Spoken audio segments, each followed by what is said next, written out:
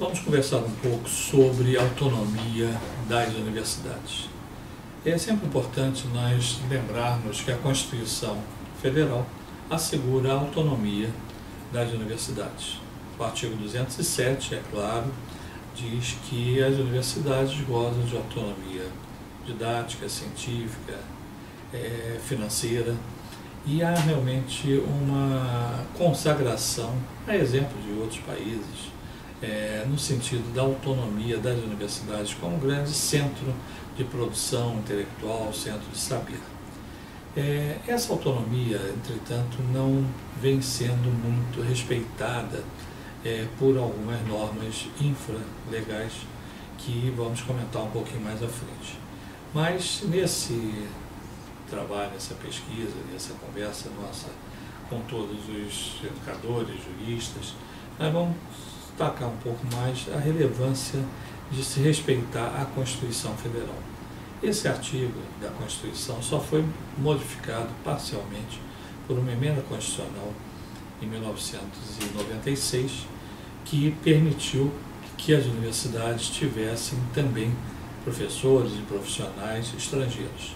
No início não era permitido, ou seja, o estrangeiro não poderia trabalhar como docente nas universidades, ou pesquisador nas universidades brasileiras.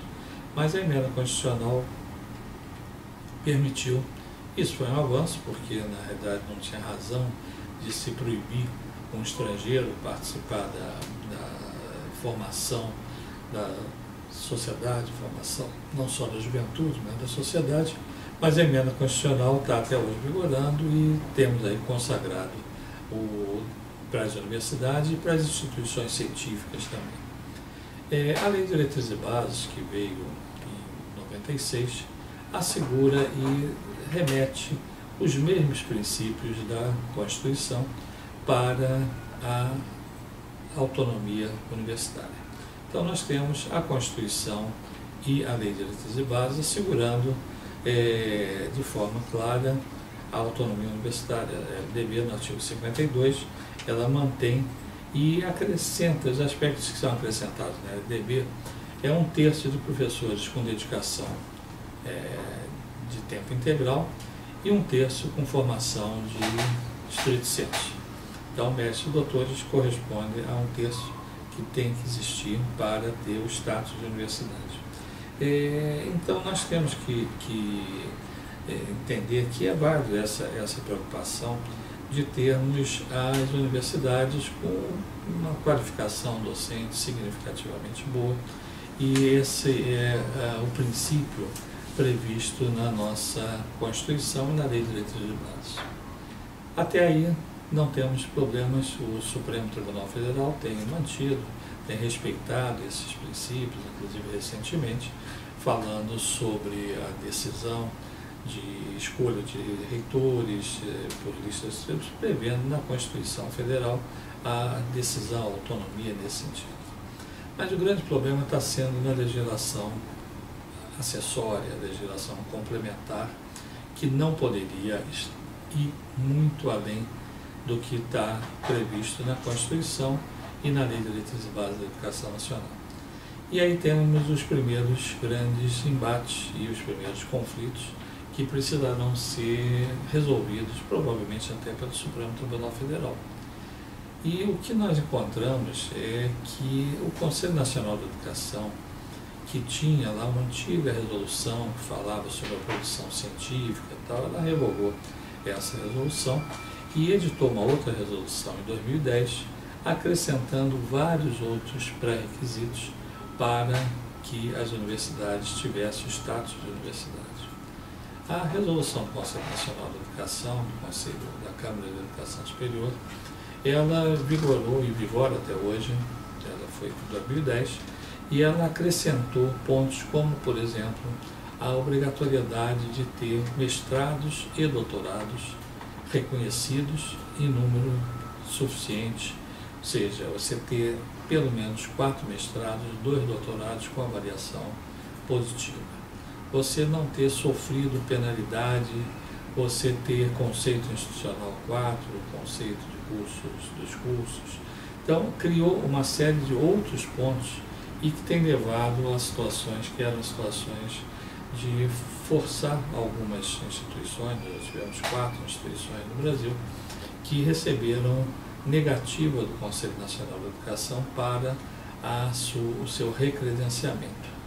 Essas 4 instituições, 3 se conformaram e reduziram para seu status para centro universitário, não desmerecendo os centros universitários, mas ter o status de universidade, ter autonomia. Centro universitário não está nem previsto na Constituição, está previsto em lei, mas em normas acessórias, mas o que temos realmente foi um acréscimo de disposições pelo Conselho Nacional de Educação. Não satisfeito, o Executivo pegou essas mesmas normas e incorporou no decreto, que foi o decreto que regulamenta a educação brasileira. Então, o decreto 9.235, de 15 de outubro de 2017, incorporou ipsis literis o que o Conselho Nacional de Educação já vinha dizendo, praticando, e tornou um pouco mais complexo esse quadro, porque na realidade é um decreto. Mesmo assim, é um decreto que fere o princípio da autonomia universitária. E essa autonomia universitária precisa ser resguardada, porque nós não podemos ficar... o cenário brasileiro é um cenário de grande diversidade. Você exigir que uma universidade localizada numa região pequena, que você vai ter 4 mestrados, 2 doutorados com avaliação positiva, é um absurdo você ter essa exigência. Você não tem a possibilidade de buscar uma padronização. E esse é um ponto que precisa ser aprofundado. Nós temos desenvolvido pesquisa nesse sentido.